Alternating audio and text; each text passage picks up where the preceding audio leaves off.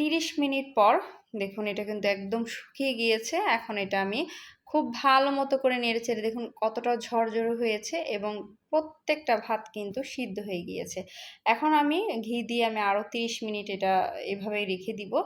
যাতে করে খুব সুন্দর করে এটা কিন্তু ঝরঝরেও হয়েছে যেরকম আর অ্যারোমাটা এত বেশি সুন্দর হয়েছে। পুরো ঘর আমার মনে হয় বিরিয়ানির ঘ্রাণ হয়ে গিয়েছে। এই তো আমার রেডি হয়ে গেল চিটাগাংয়ের ঐতিহ্যবাহী আখনি বিরিয়ানি।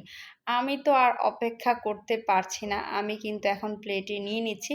কারণ এই বিরিয়ানিটা যদি পেঁয়াজ, লেবু দিয়ে গরম, গরম না খাওয়া হয় তাহলে কিন্তু টেস্টটাই চলে যাবে। আমি তো খেতে বসেছি, খেয়ে নিচ্ছি। আপনারা রেসিপিটা দেখে নিলেন, চটজলদি বাসায় বানিয়ে নিবেন চিটাগাংয়ের আখনি বিরিয়ানি। রেসিপিটা কেমন লাগলো অবশ্যই কমেন্ট করে জানাবেন। আর আমার রেসিপিটা কিন্তু একদম অনেক বেশি মজা হয়েছে। আমি বানিয়েছি বলে বলছি না, আপনারা কিন্তু বাসায় ট্রাই করে কমেন্ট করে জানাবেন। আসসালামু আলাইকুম।